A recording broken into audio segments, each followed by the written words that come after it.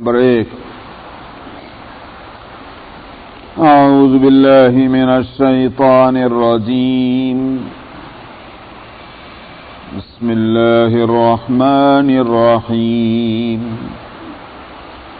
یا ایہا الذین آمنوا اوفوا بالعقود أحلت لكم بهيمة الأنعام إلا ما يتلى عليكم غير محل الصيد وأنتم حرم إن الله يحكم ما يريد يا أيها الذين آمنوا لا تحلوا شعائر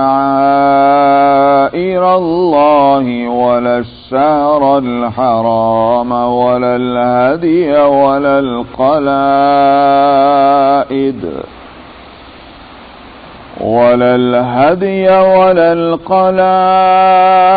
ولا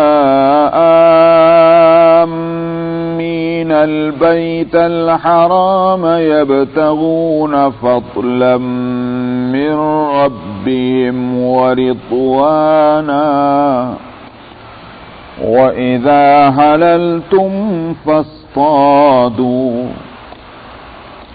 ولا يجرمنكم شنآن قوم أن صدوكم عن المسجد الحرام أن تعتدوا وتعاونوا على البر والتقوى ولا تعاونوا على الإثم والعدوان واتقوا الله إن الله شديد العقاب حرمت عليكم الميتة والدم ولحم الخنزير وما أهل لغير الله به والمنخنقة والموقوذة والمتردية والنطيحة وما أكل السبع إلا ما ذكيتم وما ذبح على النصب وأن تستقسموا بالأزلام ذلكم فسق اليوم يئس الذين كفروا من دينكم فلا تخشوهم واخشون اليوم أكملت لكم دينكم وأتممت عليكم نعمتي ورضيت لكم الإسلام دينا فمن اضطر في مخمصة غير متجانف لإثم فإن الله غفور رحيم صدق الله العظيم.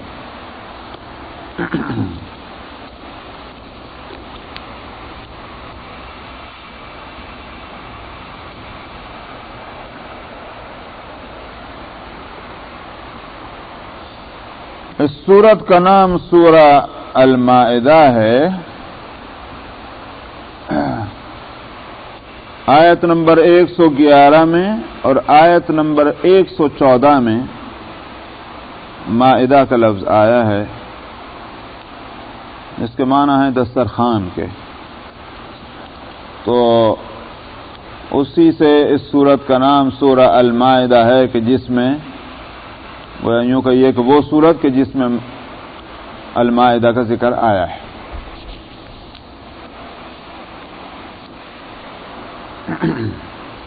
سورت بالاتفاق مدنی ہے. بعض روایتوں سے بعض مفسرین نے یہ سمجھا ہے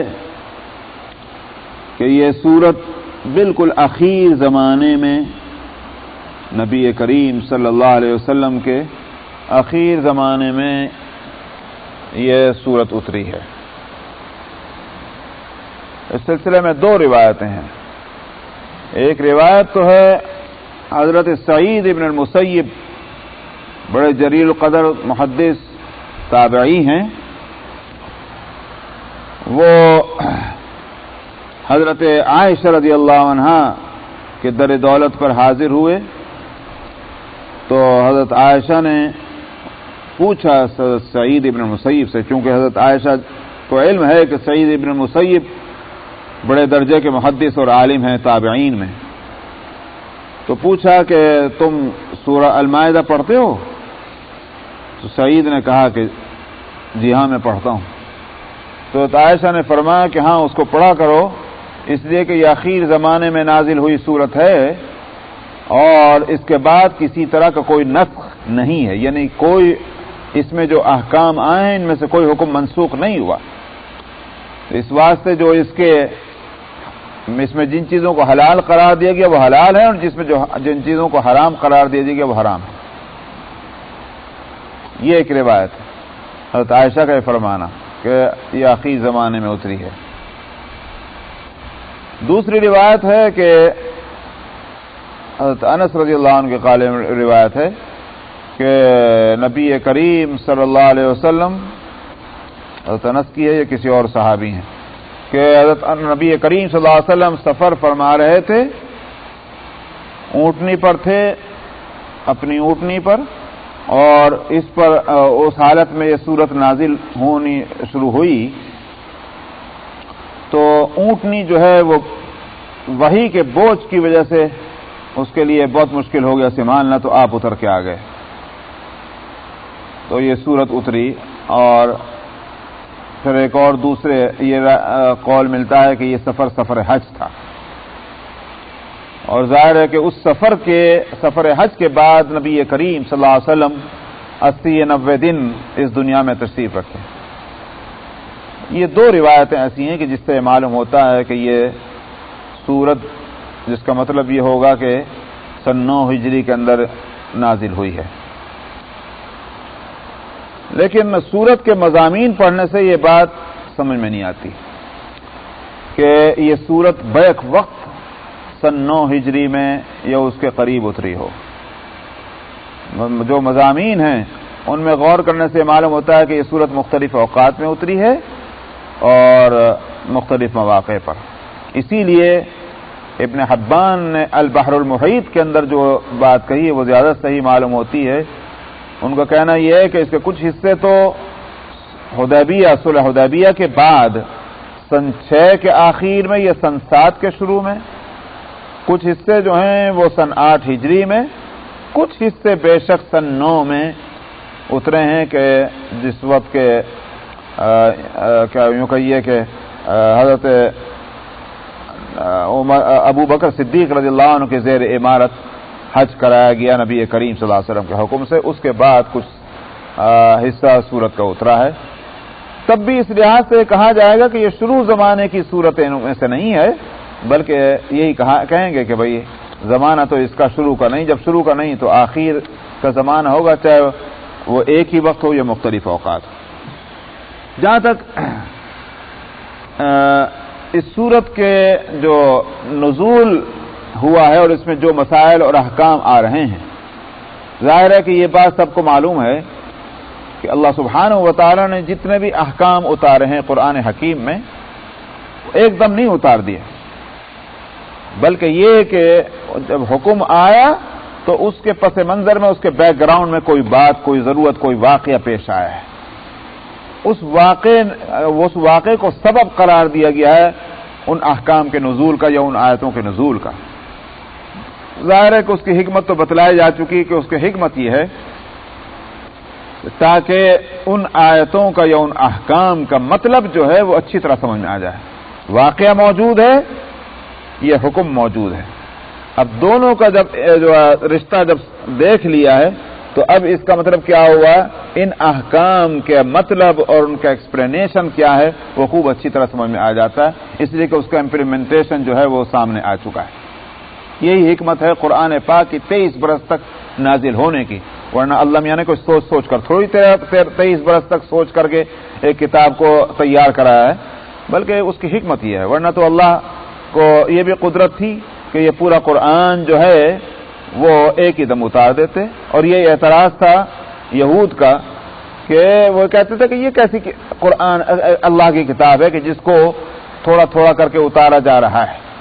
آخر پچھلے انبیاء کو جو کتاب دی گئی ان کے ذہن میں یہ تھا کہ موسیٰ علیہ السلام کو ساری الواح تورات کی جو تھی وہ ایک دم دے دی گئی کوہ طور پر، اسی طرح کیوں نہیں دی جاتا اللہ کی طرف سے پیغمبر صلی اللہ علیہ وسلم کو جو کتاب دی جانی وہ ایک دم کیوں نہیں دی جاتی؟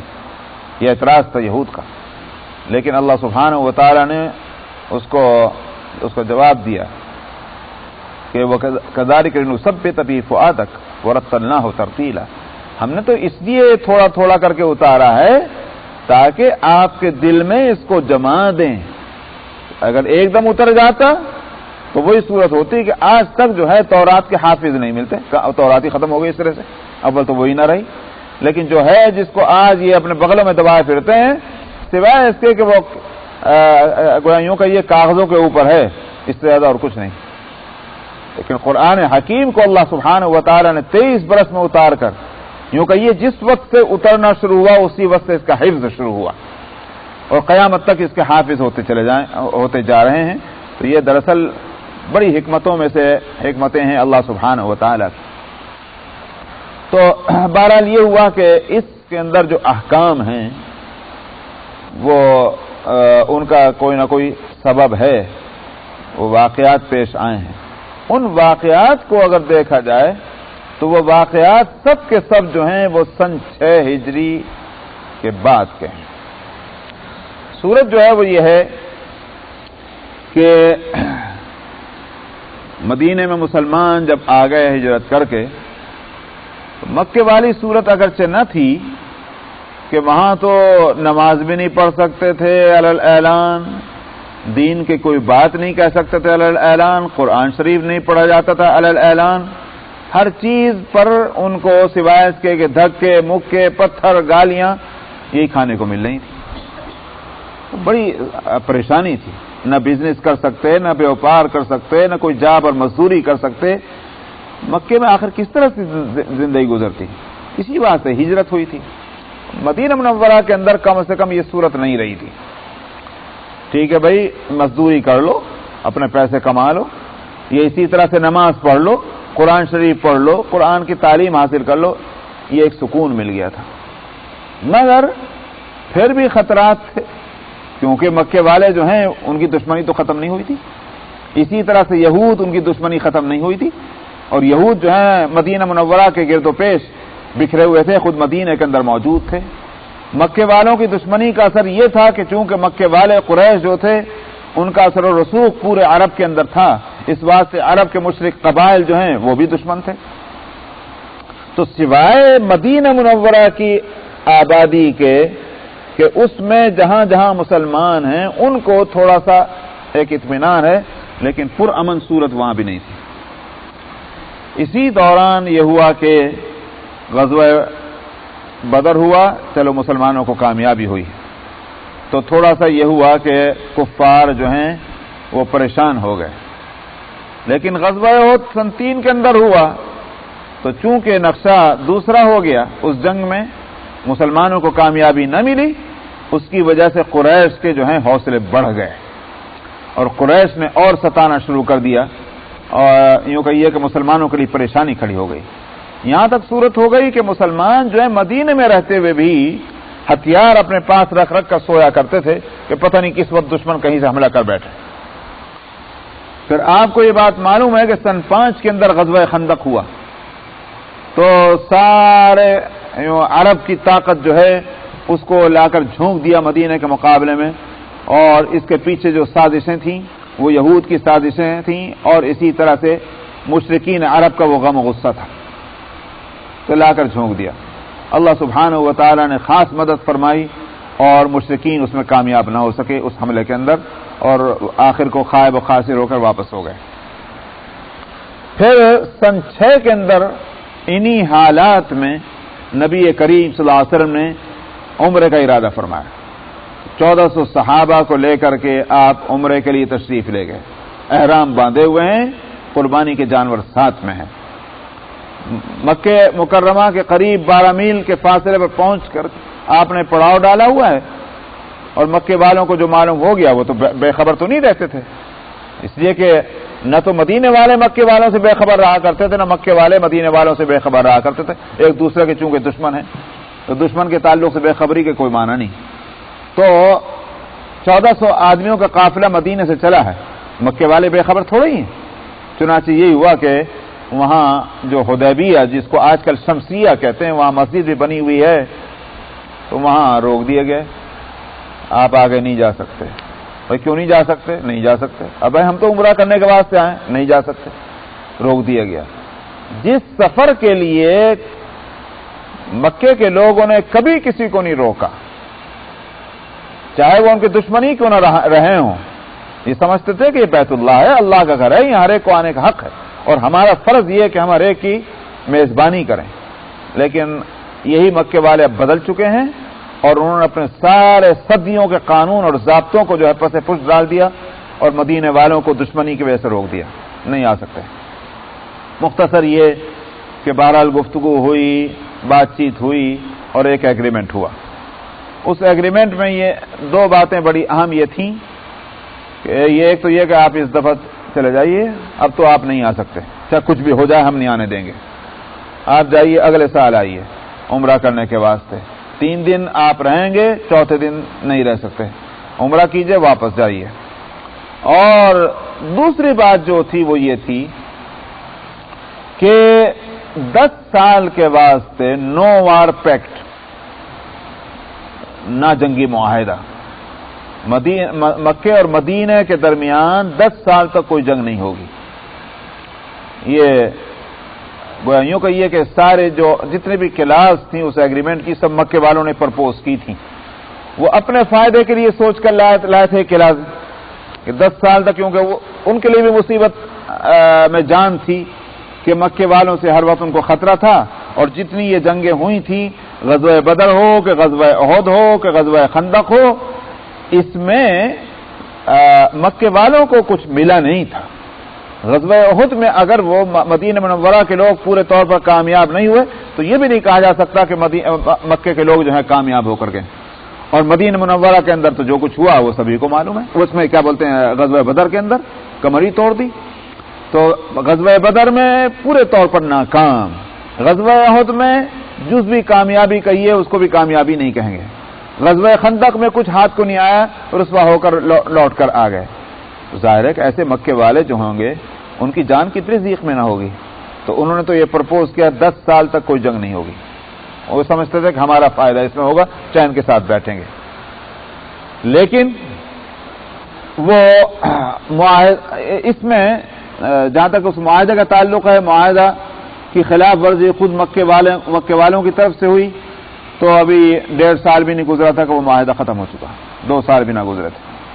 لیکن فائدہ اس کا اس 2 سال کے عرصے اندر، اور حدیبیہ سے جب آپ لوٹے ہیں تو اس کا فائدہ یہ ہوا کہ اب مدینے والوں نے جو ہے وہ ہتھیار الگ کو رکھ دیے کہ بھائی اب کم سے کم رات کو چین سے تو سوئیں گے۔ ان کو فائدہ ہوا کہ نہیں ہوا، لیکن مدینے والوں کو فائدہ ہوا، راتوں کو آرام سے سونے لگے، نمبر 1۔ نمبر 2 یہ کہ راستے جو ہیں پرامن ہو گئے، ہر وقت یہ خطرہ کہ جو ایک مسلمان کہیں بھی مدینے سے باہر جا رہا، کہیں ایسا نہ ہو کہ دشمن مکے والوں کا کوئی آدمی چھپا ہوا ہو اور وہ اس کو قتل نہ کر دے، امن ہو گیا۔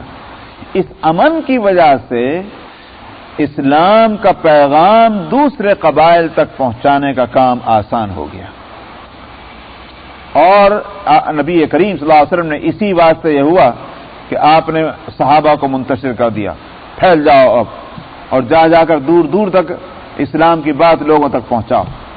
اتنا ہی نہیں بلکہ یہ کہ آپ نے دور دور کے حکومتوں کو اور ان کے سربراہوں کو خطوط لکھے ہیں اسی زمانے میں، سن 6 کے اندر ہی سارے خطوط گئے ہیں، ایران کے حکومت کو، وہاں کے بادشاہ کو، مصر کے بادشاہ کو، روما کے بادشاہ کو، ان سب کو جو خطوط لکھے گئے ہیں، یا اسی طرح سے جو اور عرب ریاستیں تھیں کرسچن، ان کو سربراہوں کو، یا اسی طرح سے نجران کے جو عیسائی تھے، وہاں کی حکومت تھی، وہاں کا نظام تھا، ان لوگوں کو سب کو خطوط آپ نے لکھے ہیں، دعوت اسلام دی ہے.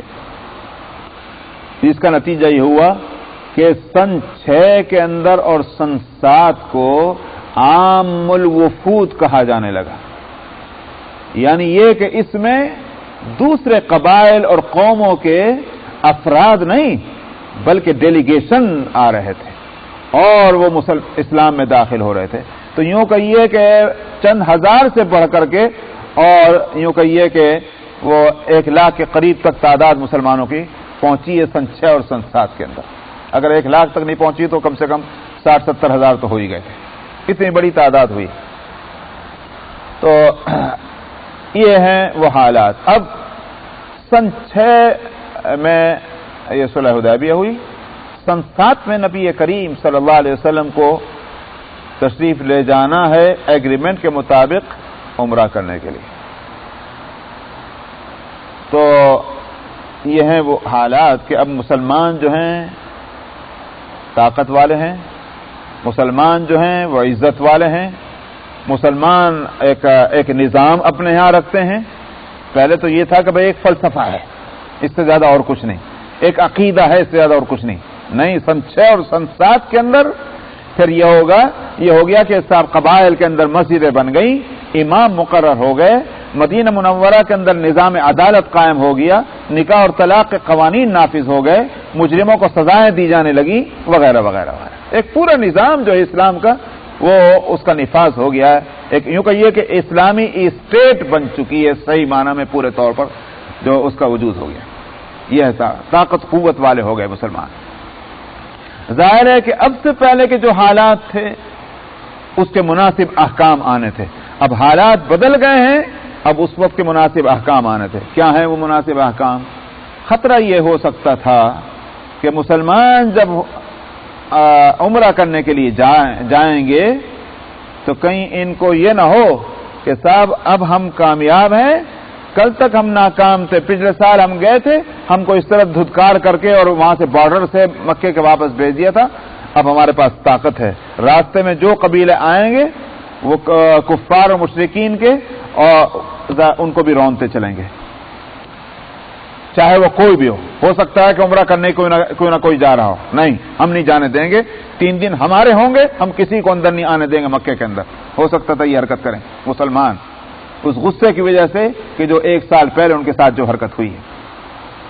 ظاہر ہے کہ مسلمانوں کی جس طرح تربیت ہو رہی ہے اللہ کی طرف سے، تو ان مسلمانوں کو اس طرح تو نہیں آزاد چھوڑا جا سکتا کہ اپنے غم اور غصے کا جس طرح چاہے اظہار کر لیں، اپنے خوشی کا جس طرح چاہے اظہار کر لیں. یہ نہیں ہوگا. مسلمانوں کی تربیت اس طرح ہو رہی ہے جس طرح سے صحیح ماں باپ اپنی اولاد کی تربیت کرتے ہیں.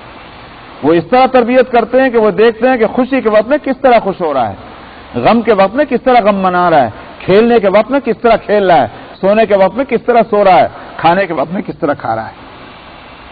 جو واقعی مستعد ماں باپ ہیں وہ اپنی اولاد کی اسی طرح تربیت کرتے ہیں. صحابہ کی تربیت اسی طرح ہو رہی ہے. خوش ہو تو کس طرح خوش ہونا چاہیے، غم ہو تو کس طرح غم ہونا چاہیے، غصہ ہے تو اس کا اظہار کس طرح ہونا چاہیے، دشمنوں کے ساتھ معاملہ کس طرح ہو، دوستوں کے ساتھ معاملہ کس طرح ہو. یہ ہے وہ صورت. اس لیے آداب سفر بتلائے گئے کہ جب تم سفر کر رہے ہو، سفر حج ہے، عمرے کا سفر ہے، تو تمہارا سفر کس طرح ہونا چاہیے. دشمنوں سے سامنا ہو تو تم کس طرح کا ان کے ساتھ معاملہ کرو گے، برتاؤ کرو گے، اپنا ذاتی غم و غصہ اس پر ظاہر کرو گے، یا پھر یہ کہ اصول اور قاعدے کے مطابق ان سے برتاؤ کرو گے. عدل اور انصاف کو پیچھے ڈال دو گے اس لیے کہ دشمن ہے اور دوست ہے تو اس کے ساتھ عدل اور انصاف کا برتاؤ کرو گے، تو معلوم ہوا کہ عدل و انصاف نہ ہوا، یہ تو گروہ بندی ہو گئی. تو یہ اس طرح کے مسائل. اسی ذیل میں پھر چونکہ مسئلہ یہ تھا کہ اب آزاد ریاست بن چکی ہے، لہذا اس میں کھانے اور پینے کے قواعد اور قوانین بھی نافذ ہوں گے، کیا چیز حلال ہے اور کیا چیز حرام ہے. ایک انسان جو ہے وہ اس کو کھانے اور پینے کے اندر آزادی دے دی جائے، جو چاہے کھا لیجیے، کیونکہ ہم دیکھتے ہیں کہ دنیا میں کھانے اور پینے کے معاملے میں افراط اور تفریط ہے. کچھ قومیں تو وہ ہیں کہ انہوں نے کہا ہر طرح کی جاندار چیز جو ہے اس کو کھانا حرام ہے، کھاتے ہی نہیں، سبزیاں ہی کھاتے ہیں، بس دالیں ہی کھاتے ہیں۔ تم ہندوستان کے برہمنوں کو دیکھ لیجئے اور ہندوؤں کو دیکھ لیجئے، مجوسیوں نے یہ کیا کہ جان والی جو چیز ان کی نظر میں تھی، چاہے وہ پانی کی ہو کہ خشکی کی ہو، نہیں کھایا، خالی سبزی کھائیں گے، دال کھائیں گے۔ ایک کنارہ تو یہ ہوا۔ دوسرا کنارہ کیا ہوا؟ ہر چیز کھاؤ، وہاں کوئی چیز حرام نہیں، ہر چیز حلال ہے۔ وہ بھی آج آپ کے سامنے ہے کہ صاحب دنیا کی قومیں ہیں، وہ ہر چیز جو بھی ہو ان کے سامنے آ جائے کھانے کے نام سے، وہاں حرام کا تو کوئی تصور ہی نہیں، ہر چیز حلال ہے۔ تو کیا آخر مسلمانوں کو کس طرح ہونا ہے؟ مسلمانوں کو اس کنارے والوں سے ملنا ہے یا اس کنارے والوں سے ملنا ہے؟ یہ مسلمانوں کے لیے کھانے اور پینے کے تعلق سے کوئی بیچ کا راستہ ہے؟ ضرورت تھی کہ ان کو بھی ہدایت دی جائیں اس سلسلے میں۔ چنانچہ اسلام نے وہ ابھی آگے آئے تھے اور اس میں ایک نظام ان کو دیا ہے، نہ ان قوموں کی طرح نہ ان قوموں کی طرح سے۔ مسلمانوں کا اپنا ایک نظام ہے، حلال حلال ہے اور حرام حرام ہے۔ تو یہ ہیں، اور اسی طرح سے جو بھی اور بہت سے مسائل ہیں، انشاءاللہ جیسے جیسے آئیں گے ان کو آپ دیکھتے جائیں گے، جس سے معلوم ہوتا ہے کہ واقعی مسلمانوں کے اب حالات جب بدل گئے ہیں اور اب مسلمان ایک اپنی ریاست، اپنے ملک اور اپنی حکومت لے کر بیٹھے ہوئے ہیں، تو ان کے واسطے کس طرح کے مسائل ہونے چاہیے وہ اس صورت کے اندر آئے ہیں۔ جہاں تک اس صورت کا پچھلی صورت سے تعلق اور رشتہ ہے، سورہ النساء ختم ہوئی ہے، تو اس لیے کہ بے شک آیتیں اور صورتیں مختلف اوقات میں اتری ہیں، ان کے نزول کے وقت جو ہے اس کی حکمت الگ ہے، کیوں فلاں وقت میں آیت اتری ہے یا فلاں وقت میں کیوں صورت اتری ہے، اس کی حکمتیں دوسری ہیں، لیکن ترتیب جو ہے اس وقت ہمارے سامنے قرآن پاک میں صورتوں کی اور آیتوں کی ظاہر ہے کہ وہ نہیں ہے کہ جو جس ترتیب سے نازل ہوا تھا۔ تو اگر نزول کی ترتیب میں حکمتیں ہیں تو پھر اس وقت جو ترتیب ہمارے سامنے ہے یہ بھی تو بے حکمت نہیں ہوگی، اس کے پیچھے بھی حکمت ہیں، تو کوئی نہ کوئی ربط ہوگا کہ سورہ البقرہ کے بعد آل عمران کیوں ہیں اور اسی طرح سورہ النساء کے بعد المائدہ کیوں ہیں۔ علماء نے یہ مفسرین نے یہی بات لکھی ہے کہ سورہ البقرہ اور سورہ آل عمران میں تو جوڑ یہ ہے کہ اصول دین کے بتلائے گئے ہیں، جزئی احکام جو ہیں وہ کم ہیں دونوں صورتوں میں، شاذ و نادر ہیں، ورنہ تفصیل کے ساتھ تو دراصل اصول بتلائے گئے احکام کی حد تک۔ جہاں تک دوسری قوموں پر تبصرہ کرنے کا تعلق ہے وہ ہے سورہ البقرہ میں بھی ہے اور سورہ آل عمران کے اندر بھی ہے، لیکن احکام کا جہاں تک تعلق ہے اصول دیے گئے ہیں، جزئیات بہت کم ہیں۔ سورہ النساء اور سورہ المائدہ میں اصول کم ہیں، جزئیات زیادہ ہیں، تو اس واسطے یہ دونوں ایک دوسرے سے یوں کہیے کہ مشابہ ہیں یہ دونوں صورتیں۔ ایک تو یہ تعلق ہے سورہ المائدہ کا سورہ النساء سے، دوسرا تعلق جو ہے جو میرے والد صاحب نے انوار القرآن کے اندر لکھی ہے وہ یہ ہے کہ سورہ النساء کے اندر جو فرمایا گیا آخر میں یبین اللہ لکم ان تضلوا، اللہ تم سے کھول کھول کر بیان کرتا ہے احکام اور مسائل کو اور آیتوں کو تاکہ تم گمراہ نہ ہو جاؤ۔ تو یہ اللہ نے ایک اپنا یوں کہ یہ کہ وعدہ کیا ہے کہ اللہ تم کو مسائل اور احکام بڑے وضاحت کے ساتھ بیان کرے گا، اسی واسطے یہاں اس صورت کے اندر وہ احکام اور مسائل آ رہے ہیں، اور شروع میں فرمایا یا ایھا الذین آمنوا اوفوا بالعقود، اے ایمان والو جو معاہدات ہیں جو بندھنے ہیں ان کو پورا کرو۔ تو معلوم ہوا کہ اللہ نے خود جس طرح سے اپنے وعدوں کو پورا کیا ہے کہ احکام اور مسائل کو کھول کھول کر بیان کیا، یوں کہ یہ کہ یہاں مسلمانوں سے بھی اسی کا مطالبہ ہے کہ جن چیزوں کا تم سے ایگریمنٹ ہے اور جو معاہدات ہیں اور جو بندھنے تمہارے اوپر ہیں ان کو بندشوں کو پورا کرو۔ تو مسلمانوں کو بھی یوں کہ یہ کہ پابندی کرنے کا حکم دیا جا رہا ہے، یہ ایک ربط ہے۔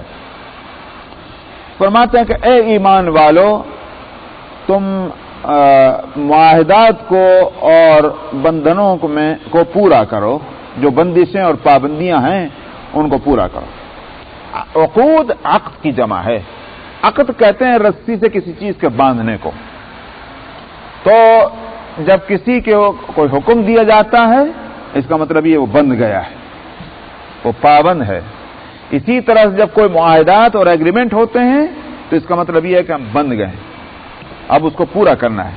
اسی واسطے عقد اور عقود کا جو ہے اطلاق کیا ہے. اسی واسطے آپ دیکھتے ہیں یہ لفظ استعمال کرتے ہیں عقد نکاح. تو یہ نکاح کے ساتھ عقد کا لفظ کا مطلب کیا ہوا کہ صاحب ایک مرد اور ایک عورت جو ہے وہ نکاح کے اور شادی کے رشتے میں بند گئے ہیں، یہ بندھن ہے. تو یہاں عقود کی جمع لائیں. اب کون سے ہیں وہ عقود؟ اس کو عام رکھا، متعین نہیں کیا. معلوم ہوا کہ سارے معاملات جتنے بھی ہیں جو اللہ کی طرف سے احکام آئے ہوں یا تمہارے آپس کے اندر کچھ معاہدات ہوں، بشرطے کہ وہ گناہ اور معصیت کے معاہدے نہ ہوں، ان سارے معاہدوں کی پابندی اور سارے حقوق کی ادائیگی، چاہے انسانوں کے حقوق ہوں یا اللہ کے حقوق ہوں، ان سب کی ادائیگی اور ان کی پابندی کرنا یہ مسلمانوں کے ذمہ ہے. اسی واسطے مسلمانوں نے تو پھر یہ کیا، اس کی پابندی اس طرح کی کہ ایک جگہ ایسا ہوا کہ صاحب ایک یوں کہیے کہ غلاموں میں سے کسی غلام نے مسلمانوں کے دشمن کے کچھ لوگوں کو جو ہے وہ ان کے ساتھ معاہدہ کر لیا. حالانکہ مسلمان جو ہیں ان کا پلان تو یہ ہے کہ میدان میں لڑائی لڑیں گے، لیکن غلام نے ان سے معاہدہ کر لیا، ان کو امن دے دیا. اب جب معلوم ہوا تو جو معاملے کے ذمہ دار تھے انہوں نے کہا کہ نہیں، ہم تو حملہ کریں گے. اس کو کیا حق تھا اس طرح سے وہاں معاہدہ کر لینے کا اور یا یوں کہیے کہ ان کو امن دے دینے کا؟ جب یہ بات چلی آپس میں تو بات یہ آئی کہ غلط ہوگا. سوال اس کا نہیں ہے کہ یہ سب غلام ہے، یہ کیا ہے، مسلمان ہے. ایک مسلمان جب کسی غیروں سے ایک کوئی بات کہے گا اور کوئی وعدہ کرے گا، سارے مسلمانوں پر اس کی پابندی لازم ہو جائے گی.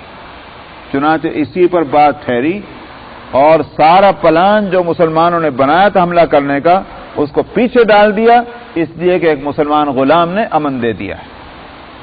تو یہ ہیں عقود اور معاملات کی پابندی کا حال مسلمانوں کے. اب ان کی تفصیلات ہیں جو جن کی پابندی کرائی جا رہی ہے، وہ احکام ہوں یا معاہدات ہوں. احکام میں یہ ہے، فرماتے ہیں کہ احلت لکم بہیمۃ الانعام.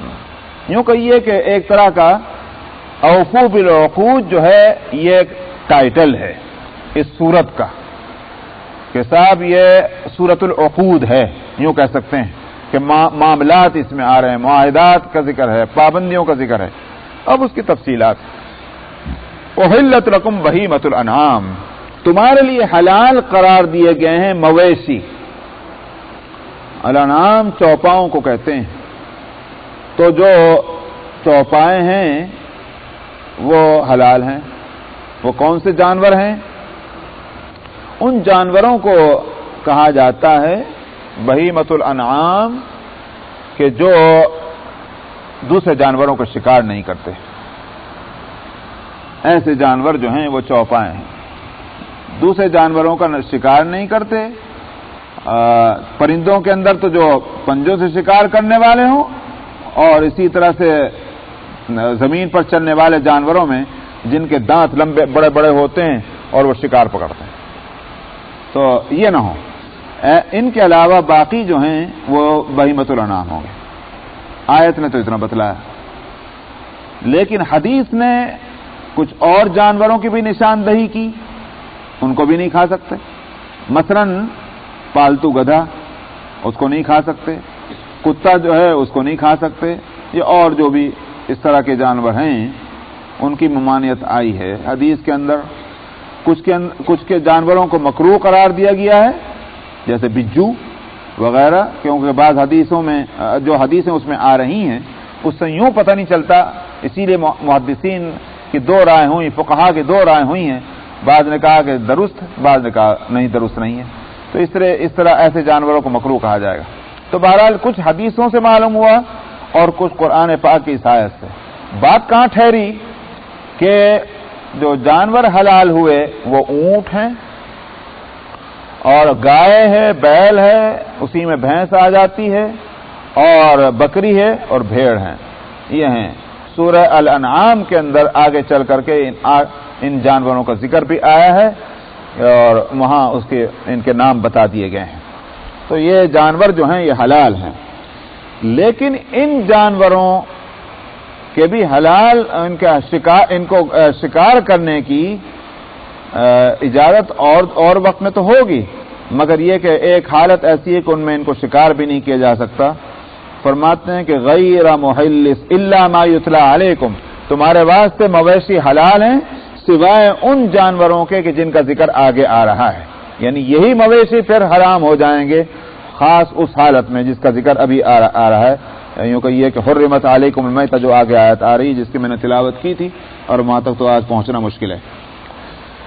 غیر محل الصید وانتم حرم، سوائے اس کے کہ تم شکار نہ کرو اس حالت میں کہ تم احرام میں ہو. احرام کی حالت میں ان جانوروں کا شکار بھی نہیں ہو سکتا کہ جن جانوروں کا کھانا حلال ہے اور وہ خشکی کے جانور ہیں. سمندر کے جو جانور ہیں ان کا شکار حلال ہوگا احرام کی حالت میں بھی، چنانچہ آگے آیت آئے گی احل لکم صید البحر وطعامہ متاعا لکم وللسیارہ. تو سمندر کا شکار تو احرام کی حالت میں بھی درست، لیکن خشکی کا شکار جو ہے وہ احرام کی حالت میں درست نہیں. اور حرم جو ہے حدود حرم کہ جن میں بغیر احرام کے کوئی نہیں جا سکتا، ان حدود میں شکار بغیر احرام کے بھی نہیں جائز. وہاں کا جانور اس کا شکار کسی طرح نہیں ہو سکتا، کسی صورت میں نہیں. وہ تو امن کی جگہ ہے، وہاں انسانوں کو بھی امن ہے، وہ جانوروں کو بھی امن ہے. تو وہاں کسی چیز کا شکار نہیں ہو سکتا، نہ بغیر احرام کے اور نہ احرام کی حالت میں. احرام کی حالت میں خشکی کے جانوروں کا شکار کسی اور جگہ نہیں ہو سکتا سوائے ان چیزوں کے مارنے کے جو تکلیف دینے والے ہیں، جیسے بچھو ہے، سانپ ہے یا چوہا ہے. اس کو مارنے کی اجازت ہے کیونکہ یہ تکلیف دینے والے جانور ہیں، نبی کریم صلی اللہ علیہ وسلم نے اس کی اجازت دی ہے. لیکن شکار جس کو کرنا کہتے ہیں یا ویسے ہی بے وجہ بھی مارنا اجازت نہیں حدود حرم کے اندر، یہ حالت احرام میں. ان اللہ یحکم ما یرید، اللہ حکم دیتے ہیں جس چیز کو چاہتے ہیں. یعنی مطلب کیا ہوا، تمہیں اس میں چون و چرا کرنے کا کوئی حق نہیں. یہ حکم کیوں دیا، یہ حلال کیوں ہے، یہ حرام کیوں ہے، اللہ مالک و مختار ہیں. اصل علت احکام میں اللہ کی مشیت ہے، اس کا ارادہ ہے. حکمت جو ہے اللہ کے احکام میں حکمتیں ہیں، لیکن ہم اس کے پابند نہیں کہ ہم تم کو حکمتیں بتلائیں. تو پھر تو حکمتوں پر ایمان آ جائے گا، ہمارے حکموں پر تھوڑی ایمان ہوگا. ہاں حکمتیں سمجھ میں آ جائیں یہ مزید نعمت ہے، نہیں سمجھ میں آئے تو پھر حکم جو ہے اس پر عمل کرنا ہوگا، اس لیے کہ اللہ کا حکم ہے اور اللہ بادشاہ ہیں اور گویا مختار مطلق ہیں، وہ جس طرح چاہے حکم دے سکتے ہیں. اس سے معتزلہ یا ان فلسفیوں کے اس نظریے کا جواب ہو گیا کہ جو یہ کہا کرتے تھے کہ جو چیز معقول ہے اللہ کے ذمہ واجب ہے کہ وہی اسی کو حلال قرار دیں، اس کا حکم اپنے بندوں کو دیں، اس لیے کہ بندوں کی خیر خواہی اللہ کے ذمہ واجب ہے. یہ معتزلہ اور بعض فلسفی یہ بات کہتے تھے اللہ کے ذمہ کوئی چیز واجب نہیں، جو اللہ مختار مطلق ہیں وہ جس چیز کا حکم دیں گے بندے جو ہیں اس کے پابند ہوں گے. ان اللہ یحکم ما یرید. چلیے صاحب یہیں رک جاتے ہیں. اعوذ باللہ من الشیطان الرجیم. فرماتے ہیں یا ایھا الذین آمنوا لا تحلوا شعائر اللہ ولا الشہر الحرام. اے ایمان والو ناقدری اور بے حرمتی مت کرو شعائر اللہ کی. شعائر اللہ سے مراد دین کی وہ باتیں ہیں کہ جو بطور نشان کے سمجھی جاتی ہیں، ایک سائن ہیں دین کے، جن کو دیکھ کر یہ سمجھا جاتا ہے کہ یہ فلانا دین ہے، یہ فلانا دین سے متعلق ایک چیز. مثال کے طور ہر قوم میں ہے، نہ یہ کہ ہر قوم میں بلکہ حکومتوں کو بھی کچھ نشانات ہوتے ہیں. جیسے مثلا فلیگ ہے، گورنمنٹ کا ایک سائن ہے وہ. تو اسی بات سے گورنمنٹ جو ہے وہ اپنے ان نشانات کو کہ بے حرمتی نہیں چاہتی. ان کی کرنسی ہے، ان کے فلیگ ہیں، یہ اسی طرح سے ملٹری اور پولیس کی جو وردیاں اور ڈریس ہیں، یہ سب کے سب جو ہیں وہ اس حکومت کے شعائر کہلاتے ہیں۔ اسی طرح سے بعض قوموں کے شعائر ہیں، سکھوں کے شعار میں ہے، کیا کہتے ہیں، کیسر، کڑا، کرپان، اور کیا ہے جی، کیسر، کڑا، کرپان، کیسر، کڑا، کرپان، وہی تو کیس نا، وہاں کیس اور کڑا، کرپان، اور بھی کچھ ہے پتہ نہیں کیا، ایک آپ اور رہ گیا، تو وہ ان کا شعار ہے۔ جب کسی کو اس حالت میں دیکھیں گے کہ اس کے بال اس طرح کے ہیں، ہاتھ میں کڑا ہے، کرپان اس کے پاس ہے، تو آپ یوں سمجھیں گے بھائی سکھ ہے۔ یہ اسی طرح سے قشقہ، زنار اور چوٹا، یہ آپ کسی کے سر پہ کسی طرح دیکھیں گے، آپ کہیں گے بھائی یہ تو ہندو ہے۔ تو یہ شعار ہوتے ہیں قوموں کے۔ مسلمانوں کے بھی کچھ شعار ہیں، کسی فرد کا شعار مسلمان کے، اور اسی طرح سے پوری قوم کا مذہبی شعار، مختلف چیزیں ہیں۔ انہی کے اندر مثال کے طور پر مسجدیں، نہ صرف یہ کہ مسجدیں، بلکہ فقہاء نے اس بات کو تسلیم کیا ہے کہ مسجد کے مینارے جو ہیں وہ بھی شعار ہیں۔ تو شعار ہونے کے لیے ضروری نہیں ہے کہ نبی کریم صلی اللہ علیہ وسلم کے زمانے میں وہ ہے کہ نہیں ہے، بلکہ یہ کہ اگر دین کے تعلیمات کے خلاف نہ ہو اور تمام مسلمانوں نے اس کو اپنا لیا ہو تو پھر وہ اسلام کا شعار بن جائے گا۔ سمجھا؟ میں نے دو قاعدے لگائی ہیں کہ شریعت کی تعلیمات کے خلاف نہ ہو اور تمام مسلمانوں نے اس کو اپنا لیا ہو، وہ بھی اسلام کا شعار بن جائے گا۔ تو مسجد کے مینار اور گنبد جو ہیں یہ انہی میں آتے ہیں۔ اسلام کی کوئی ہدایت ہم کو ایسی نہیں ملتی جس کے خلاف ہم سمجھتے ہوں کہ گنبد بنانا ناجائز ہے یا مینارہ بنانا ناجائز ہے، کوئی تعلیم ایسی نہیں ہے۔ اب اگر مسلمانوں نے خاص ڈیزائن کے گنبد ٹام جو ہیں اور اسی طرح سے خاص ڈیزائن کے مینارے اگر انہوں نے اپنا لی ہیں تو اب وہ شعار بن جائیں گے۔ اب گنبدوں کا توڑنا، اگر کوئی قوم ایسا کرے گی، کسی مسجد کا گنبد توڑے گی یا مینارے توڑے گی، ان کی بے حرمتی کرے گی، یہ اسلامی شعار کی اس نے توہین کی ہے اور مسلمان اس کا ایکشن لیں گے، نوٹس لیں گے۔ اذان جو ہے یہ شعار ہے، یہ کہنا کہ صاحب سنت ہے بے شک، لیکن شعار ہے۔ اسی واسطے فقہاء اس بات پر متفق ہیں کہ اگر کوئی قوم طاقت اور قوت سے ازرائے سرکشی اذان پر پابندی لگائے گی، یہ میٹر آف جہاد ہو جائے گا، اس لیے کہ وہ شعار ہے۔ تو اسی طرح سے یہاں خاص طور پر جو ذکر آ رہا ہے، یہاں عام کہا شعار کو، ان میں سے کچھ شعار جو ہیں ان کا ذکر خاص طور پر کیا جا رہا ہے۔ تو لیکن بہرحال یہ ضرور ہے کہ ہر طرح کا شعار، اسی میں یہ ہے کہ مسلمانوں کا اپنا لباس جو ہے، مسلمانوں کی داڑھی اور جو ہے وہ، یہ ساری کی ساری چیزیں شعار اسلامی ہیں۔ ان کی توہین کرنا یہ اس آیت کے خلاف ہوگا، لا تحلوا شعائر اللہ۔ اس واسطے کافر تو اگر وہ بے حرمتی کریں گے، ظاہر ہے کہ وہ یہی ہوگا، جیسے پردہ، حجاب، یہ حجاب جو ہے پردہ، یہ شعار ہے مسلمانوں کا۔ جن ملکوں میں اس کے خلاف کیا جا رہا ہے وہ لا تحلوا شعائر اللہ کے خلاف ورزی ہے، میٹر آف جہاد ہے۔ وہ بات الگ ہے کہ مسلمان خود اس پوزیشن میں ہیں کہ نہیں ہیں کہ وہ جہاد کریں کہ نہ کریں، وہ بات الگ ہے۔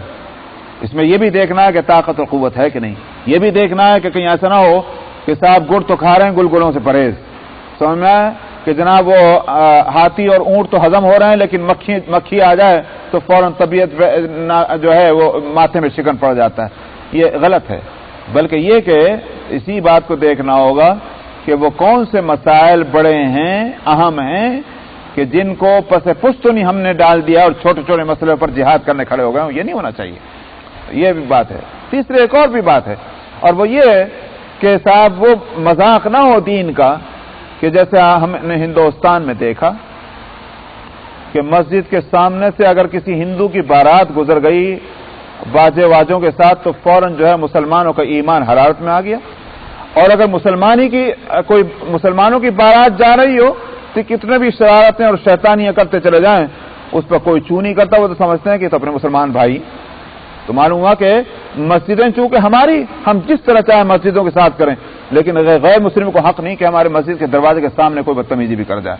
ظاہر ہے کہ یہ احمقانہ بات ہے. تو آج صورت جو ہے وہ یہ ہے کہ حجاب کا مذاق، داڑھیوں کا مذاق تو خود مسلمان اڑاتے ہیں، اور ایک مسلمان دوسرے مسلمان کو دیکھتا بھی ہے اور اس کو روکنے کی ہمت نہیں کرتا. تو ہم کو کیا حق ہے کہ غیر مسلموں کے سامنے کھڑے ہو کر ہم کہیں کہ ہم تو جہاد کریں گے اس لیے کہ تم نے ہماری لڑکیوں کے اوپر پابندی لگائی ہے پردے کی، اور داڑھیوں کا تم نے مذاق اڑایا ہے. تو یہ اس لیے میں نے کہا کہ میٹر آف جہاد تو ہے، لیکن اب یہ دیکھنا یہ ہے کہ یہ ہم کو کس طرح کرنا چاہیے. تو فرمایا کہ لا تحلوا شعائر اللہ، تم اللہ اور شاعر اللہ یا اللہ کی طرف نسبت کی. حالانکہ وہ شاعر الدین کہا جانا چاہیے تھا، شاعر اسلامی کہا جاتا، لیکن اسلام کیا ہے؟ اللہ کا دین ہے. اس بات سے شاعر اللہ ان کے درجے کی بلندی کی وجہ سے اللہ نے اپنی طرف نسبت کی ہے. ولا الشہر الحرام، اسی طرح سے بے حرمتی مت کرو شہر حرام کی. وہ شہر حرام شہر مہینے کو کہتے ہیں. وہ کون سے مہینے ہیں؟ تو جیسے سورہ التوبہ میں فرمایا ان عدت الشہور عند اللہ 12 شہرا فی کتاب اللہ یوم خلق السماوات والارض منها 4 حرم. سال میں 12 مہینے ہیں، اور یہ اسی وقت سے 12 مہینے جب سے اللہ نے آسمان اور زمین بنائے ہیں. ان میں سے 4 مہینے جو ہیں وہ عزت والے ہیں. وہ کون سے 4 مہینے ہیں؟ نبی کریم صلی اللہ علیہ وسلم نے اس کی وضاحت فرما دی. شوال، ذی قعدہ، ذی الحجہ